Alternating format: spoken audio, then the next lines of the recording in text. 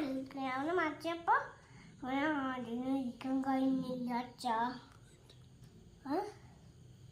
ചന്തമതി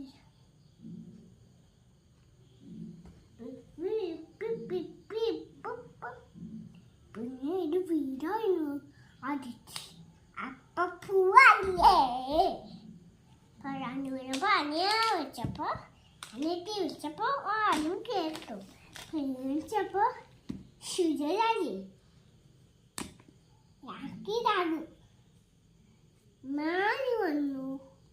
മായാണ് ചോദിച്ചത് ഒരു കാലം പറ്റില്ലടാ മക്ക ചെവിയുണ്ട് മൺചെവിയുണ്ടാ